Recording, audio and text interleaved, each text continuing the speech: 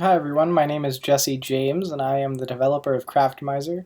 I'll be taking you on a tour of Craftmizer and the changes that have been made over the past couple of weeks.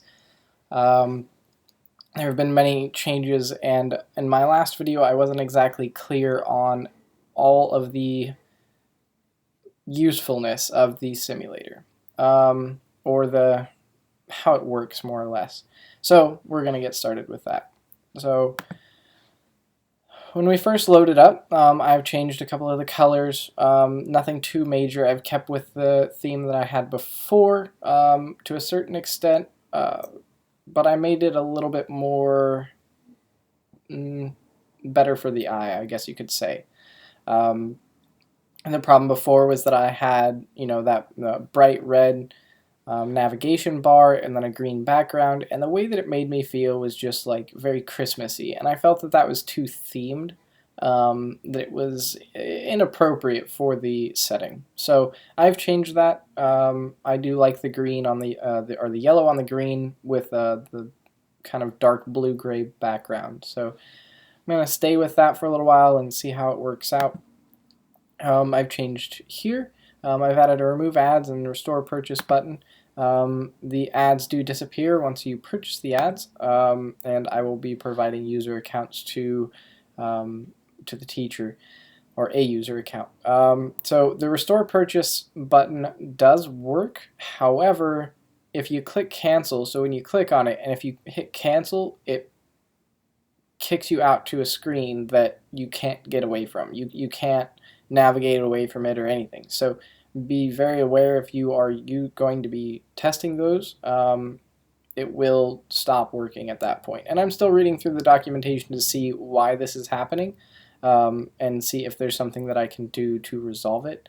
But as of right now, that is currently one of the issues. We're going to skip the recipe and save combinations for later, and we're going to go to the about. So we got a little animation there, and then over to the recipe list. So we have a search bar and the headers. The headers are expandable now, and you can bring up each of these individually. When I tried to make the search bar static so that people could easily search no matter where they were. When I attempted to do that, what actually ended up happening was I broke the search feature entirely, actually. So I am avoiding doing that for now because the way that I figure it is, the header stays static. So, and that's an issue with the animation that I'm having. But since the header stays static, all you have to do is just click on it again and then drag down and you get it back. So anytime that you want to view the search feature, that's all you have to do. No big deal. So that's what we're going to do. That's kind of what I'm banking on right now. So we can do a search, and we can do it for, always seems to miss my first letter. So, oh, hang on. There we go. Okay, so we're going to do this one here. And I've added this part. Oh, the other thing that I added, it was in the recipe list. I have added the images for each and every single each and every single recipe. There might be some missing due to naming conventions and trying to keep track of all that stuff, and it's different and whatnot. But they should all be the same. So we have our starting quality here now. Instead of getting a pop-up when you start the simulator, we have our max quality, our difficulty, our level, the image of the item. We have our crystals. We have a water cluster and a lightning cluster, the count of those things, and some materials. So we need 2 Allagan catalysts, 2 Battlecraft Demi Materia 3s, and so on and so forth. So that was all added.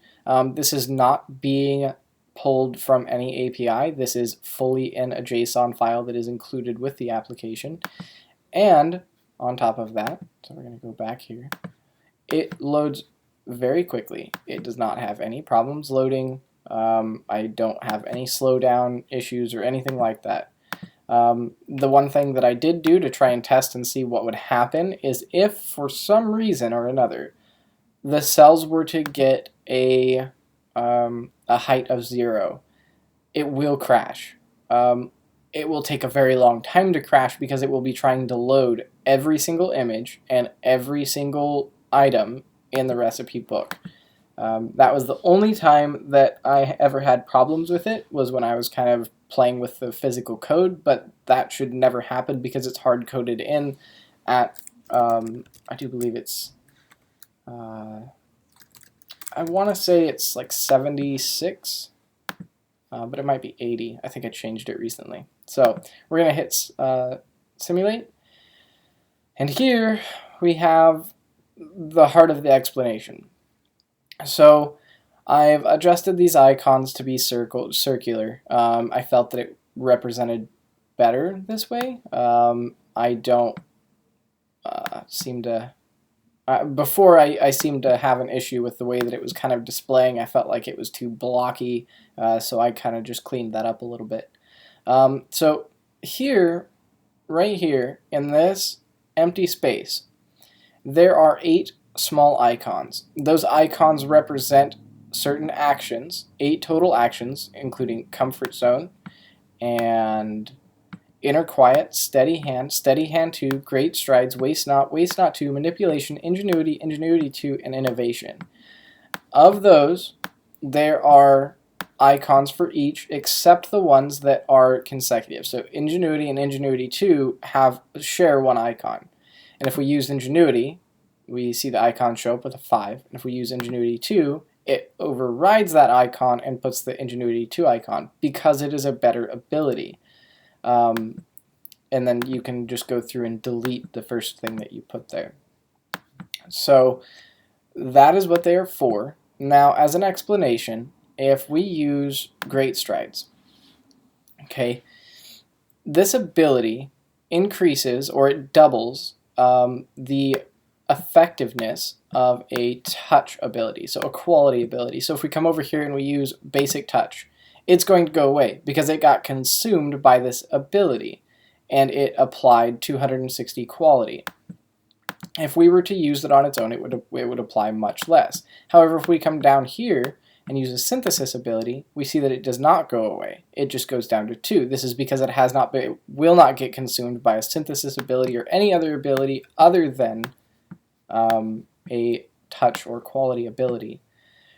So again, we can adjust this and we can drag that up there and it works the same way.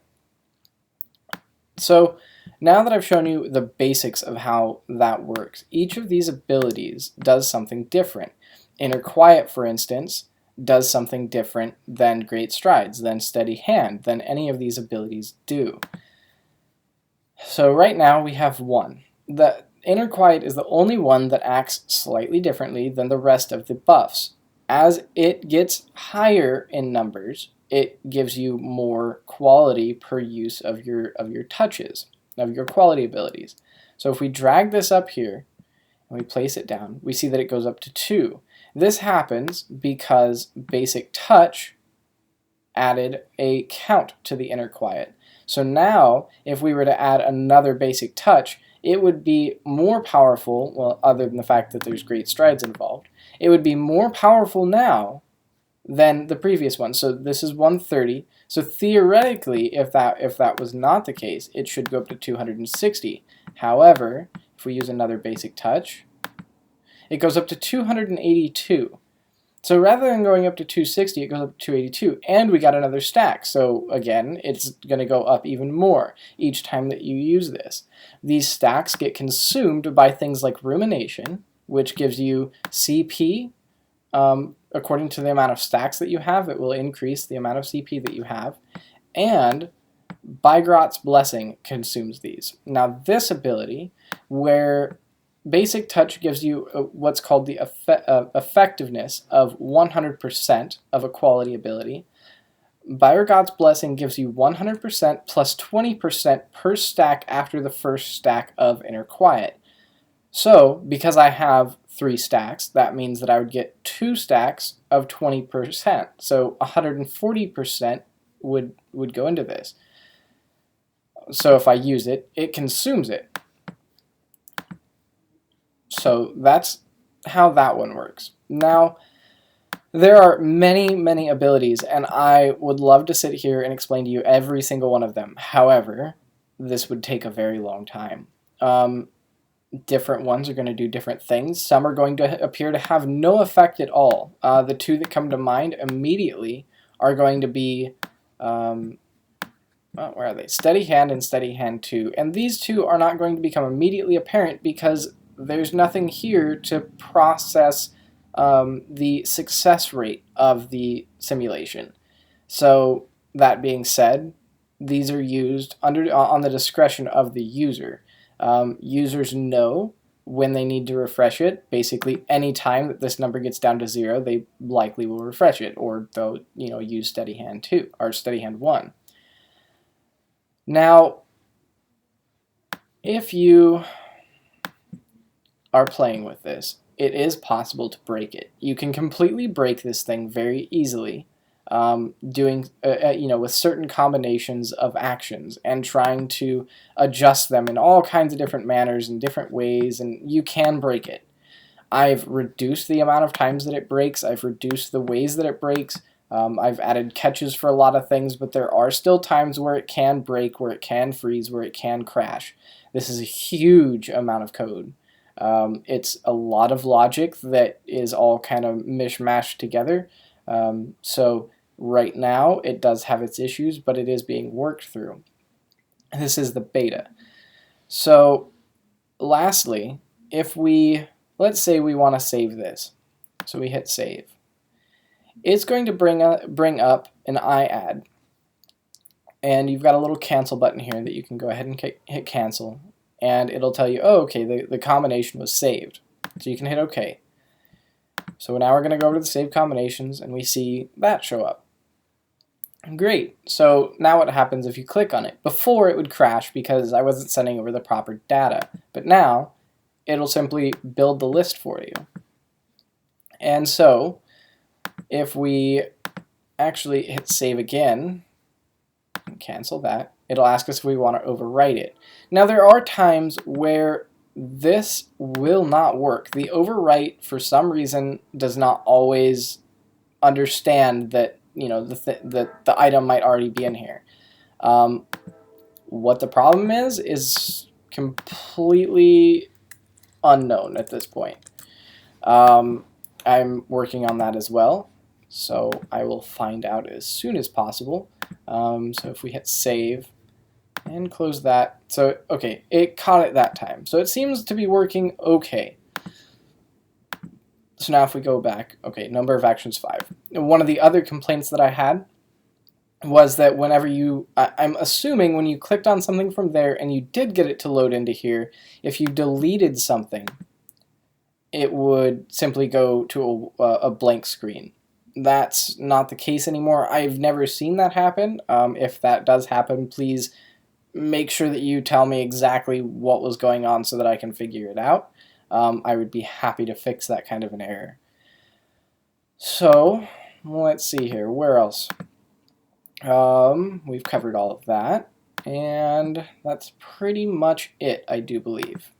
Oh, the last thing.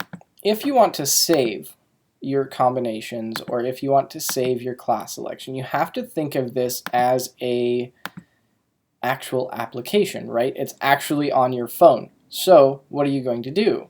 If you're not using the application anymore, you're simply going to hit the home button, right? The second that you do that, the application will save all of your information. So all of the data that you've input here and everything. So if you adjust this and you go home and we close it, we can go back, we can see that it saves. However, if you're using Xcode and you hit play, you adjust something and you hit play, it will not save because technically the application is not closing. It is force stopped. So it won't recognize that that's what you're doing. This is assuming that that it's under normal use, not under the use of Xcode.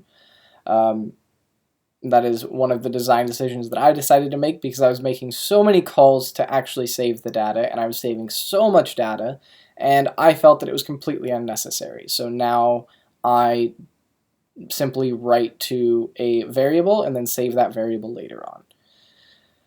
So that concludes the walkthrough of Craftimizer. I hope that you've enjoyed this walkthrough, and I look forward to seeing your review. Thank you and have a good day.